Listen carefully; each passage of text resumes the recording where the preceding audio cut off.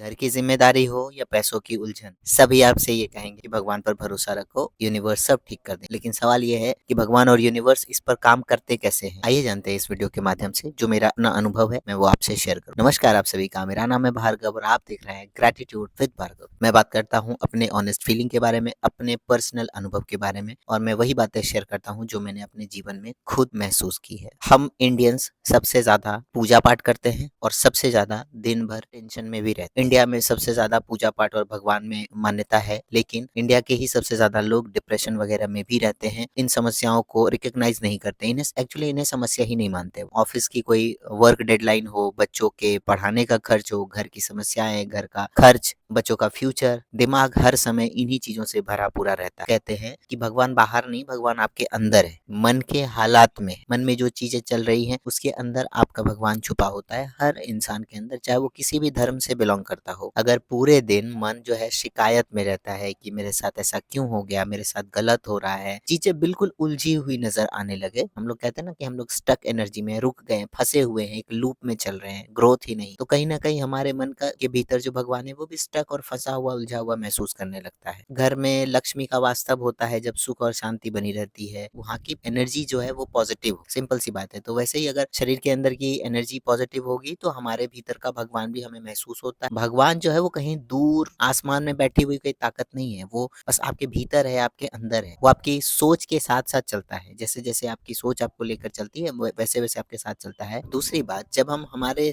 परिस्थिति से शिकायतें करना बंद कर देते हैं तो आप देखेंगे कि आपके लाइफ में बदलाव होने शुरू हो जाते हैं। जैसे कि हमारी सबसे बड़ी आदत क्या है, जो कि खराब आदत कह सकते हैं, कि जो हमारे पास नहीं है हम हमेशा उसी की बात करेंगे। एक एग्जांपल मैं आपको बताता हूँ। अगर हमें कहीं से 1 लाख रुपए मिल गए और हमारे दोस्त को कहीं से 2 लाख रुपए मिल गए, तो हमारे पास जो 1 लाख रुपए आए हैं हम लोग उसके बारे में कम सोचेंगे। उसके पास 2 लाख, यार उसके पास 2 लाख आ गया, हमेशा यही सोचेंगे कि उसके पास कितना आ गया, हमारे पास कितना आया, या हमारे पास ऑलरेडी कितना था है। हम लोग इस पे फोकस ही नहीं करते, मेरे पास जो है उसके बारे में, या दूसरों को जो मिल गया है उसके बारे में। इतनी मेहनत करने के बाद भी हम लोग दिन भर क्या बात करते हैं, पैसे कम है, जरूरतें ज्यादा है, लोग मेरी कदर नहीं करते, लोग मेरी इज्जत नहीं करते, मेरी लाइफ बहुत उलझी हुई है। इन सब के बारे में हर समय हम लोग बात, और यही बात है यूनिवर्स, भगवान रोज सुनता है क्योंकि हमारे भीतर बैठा है। हम जब तक शब्दों से कहते हैं तो लोग सुनते हैं, लेकिन हम हमारे अंदर ही अंदर जो बात कर रहे हैं वो हमारे अंदर बैठा भगवान हर समय सुन रहा होता है, यूनिवर्स हर समय सुन रहा होता है। सिस्टर शिवानी की सिंपल सी बात यह है कि जिस बात पे ध्यान दोगे वही बातें होंगी, वही बातें बढ़ेंगी। अगर आप रोज बोलोगे कि मेरे पास कम है, और कम ही चलता रह जाएगा पूरे लाइफ लॉन्ग, लेकिन अगर रोज कहोगे सुबह दोपहर शाम जब भी मौका मिले कि जो है उसका धन्यवाद, तो मन भी हल्का लगेगा और रास्ते भी खुलने लगे। मन इसलिए हल्का होगा क्योंकि आप उस शिकायत वाली एनर्जी से बाहर निकल जाएंगे, आप उस डर वाली एनर्जी से बाहर निकल जाएंगे, आप परिपूर्ण महसूस करने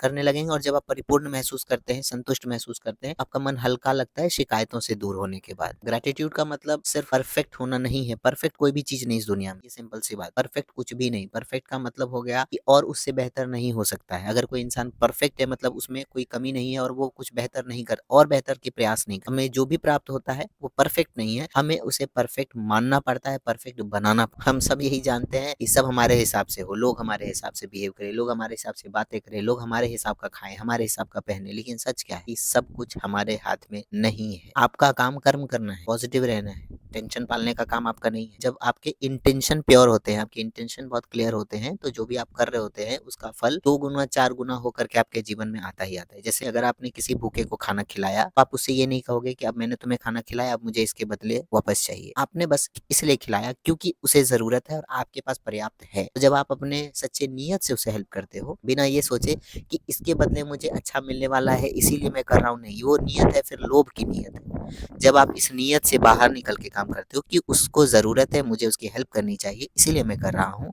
मैं ईश्वर की मर्जी से मैं अपने कर्मों का पालन कर रहा हूँ, किसी जरूरतमंद की मदद कर रहा हूँ, क्योंकि ईश्वर ने बनाया है हमें एक दूसरे की मदद करने के लिए। जब आप इस नियत से काम करते हो और भूल जाते हो कि ठीक है वो हुआ, अब उसे हर जगह जाकर के आप चर्चे मत करो कि मैंने आज एक गरीब को खाना खिलाया, मैंने आज एक गरीब को 10 रुपए से मदद किया।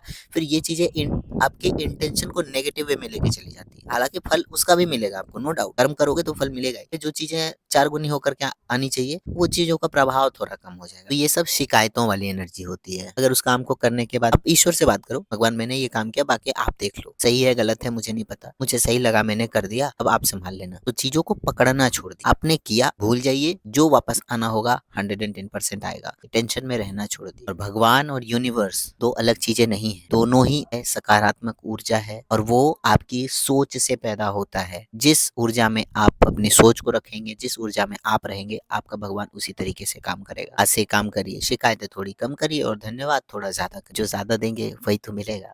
मैं ऐसा समझता हूँ, मैं अपने परिवार से अपनी बातें कह रहा हूँ और मुझे लिटरली बहुत अच्छा फील होता है। थैंक यू सो मच यहाँ तक वीडियो देखने के लिए। आप सभी का बहुत बहुत आभार।